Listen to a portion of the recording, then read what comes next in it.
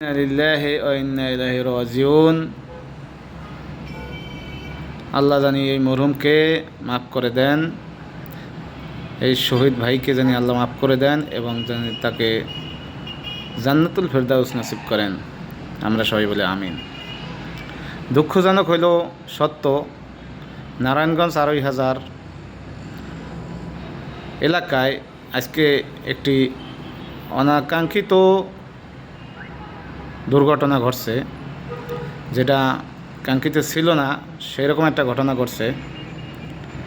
যে আজকে 10 মাস যাবৎ এক ভদ্রলোকের কাছ থেকে 2টা দোকান ভাড়া নিয়ে বিএমপির অফিস বানানো হয়েছিল, অর্থাৎ কার্যালয়, অফিস কার্যালয়। সেখানে যার কাছ থেকে ঘর ভাড়া নিছে তিনিও একজন বিএমপির কর্মী বা নেতা। আজকে 10 মাস যাবৎ যেই ঘরের ভাড়া দেয় না, ভাড়া চাওয়ার কারণে আজকে তাকে পিটিয়ে হত্যা করা হয়েছে ওই দোকানের ভিতরেই নাকি। এই জন্য যারা এইসব ধরনের কর্মকাণ্ড করে, বিশেষ করে বিএনপির মধ্যে যত নেতা কর্মী আছে, বিশেষ করে বড় নেতা যারা আছেন, আপনাদের কর্মীগুলা যে এই ধরনের কর্মকাণ্ড করে বেড়াচ্ছে, ওনারা কি এই খোঁজখবর নেয় কি নেয় না যে আমার পোলাপান, আমার দলের লোকজন কমনে কী করে না করে, আমার দলকে বেঁচে খায় না ভাঙ্গে খায়, দলের বদনাম করে, এগুলো কি খোঁজে ওনারা?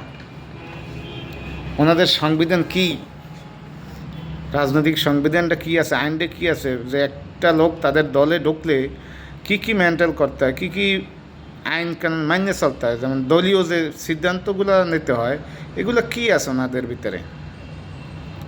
এরকম কিছু কিছু আছে, লিখিত আছে।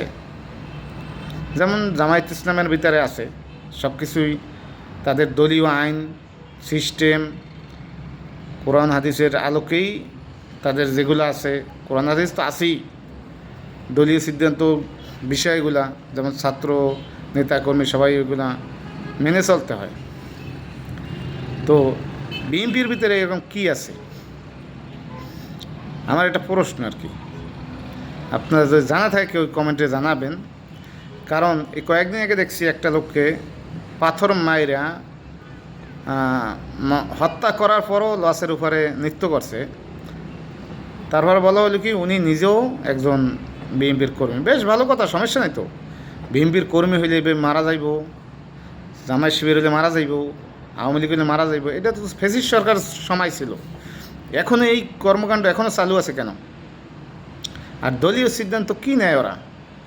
দলীয় সিদ্ধান্ত যদি এই কয়দিনের আগে যে ঘটনাটা ঘটছে, বহিষ্কার করছে, বহিষ্কার করলেই যদি সমস্যা সমাধান হয়তো, তাহলে এই 4,000 বহিষ্কার করছেন, বাংলাদেশের মধ্যে কোনো জায়গায় তো বিন্দু পরিমাণে পরিবর্তন আসে নাই, পরিবর্তন তো আসে নাই। তো কী আপনারা পরিবর্তন করে? আইনি পদক্ষেপ নিতে হইব,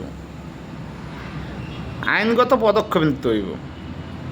বহিষ্কার করছেন ওইতেই থামবে না তো, আইনগত পদক্ষেপ নেবে না। ও কিয়ামতের আগ পর্যন্ত আর কোনো বাচ্চা থাকলে এই ইলেকশন নির্বাচন করতে পারবে না, আর শাস্তি বড় মাত্রায় একটা শাস্তি হইতে হবে, তাইলে কী হইব? আর এই ধরনের হত্যাকাণ্ডের সাথে জড়িত হইবে না। আপনি দেখেন এই কয়েকদিন আগে এই ঘটনা, আজকে এই ঘটনা, মাত্র 10 মাসের ঘর ভাড়া দেয় নাই, 10 মাসের। তার মানে সৃষ্টির শুরু থেকেই, ফ্যামিলির শুরু থেকেই আপনি গলত করে আইছেন। একটা মানুষের ঘর নিয়ে ভাড়া দেন না, কী রাজনীতি করেন, কী রাজনীতি দল? এরা চাঁদাবাজি করে না করবে কারা? এরা সন্ত্রাসী করবে না করবে কারা? এরা টেন্ডারবাজি করবে না করবে কারা? এরা আবার অন্যদেরকে রক কাটা বলে, স্বৈরাচার বলে, এই জঙ্গি বলে। হ্যাঁ, এই বিএনপির ভোলামান সবগুলো কি কইলেও মনে করেন কি হয়তো কেউ গায়ে বাজতে পারে। যেমন আওয়ামী লীগের মধ্যে ছিল টোকাই, খুনি, সন্ত্রাসী, হাইজাকার, এই বাদাম মেজেগুলো, এইগুলো হলে বিএনপি করে এখন। আওয়ামী লীগ দিয়ে ওইগুলোর মধ্যে ঢুকছে। এই জন্য এই টোকাইগুলো এখন কী করবো? ঘর ভাড়া দিছে, ঘর ভাড়া দিতে পারে না, মানুষেরা হত্যা করে লাইছে। সাদাবাজি করে ওই তো জুত করতে পারতো না, যা সাদাবাজি করে জুইতে আসছে না। যেমন সাদাবাজি করে এখন ইনকাম ভালো হইতেছে না, ইনকাম ভালো না হওয়ার কারণে বেটার ঘর ভাড়াও দেয়নি, আর বেটার লাস্ট পর্যন্ত কী করছে? পিড়াই মাইরে লাইছে।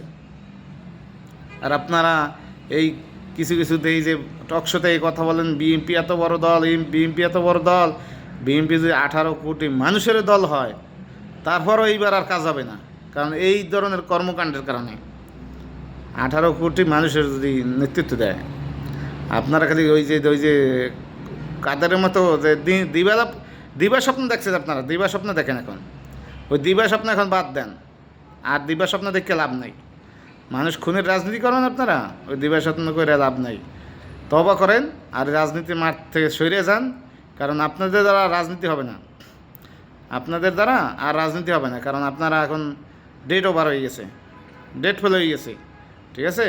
অতএব এই মানুষ হত্যা করে আর কোনো সামনে ভবিষ্যৎ অন্ধকার, অতএব সামনে যাই লাভ নাই। তো ভালো থাকেন, সবাই ভিডিওটি শেয়ার করবেন, আর নারায়ণগঞ্জ ঘটককে দুঃখজনক ঘটনা, সবাই দোয়া করবেন, কারণ আল্লাহ মাফ করে গুনাকে, কারণ এই জালিমের হাতে, এই জালিমের হাতে জালিমই বাঁচতে পারে নাই, বুঝেন নাই?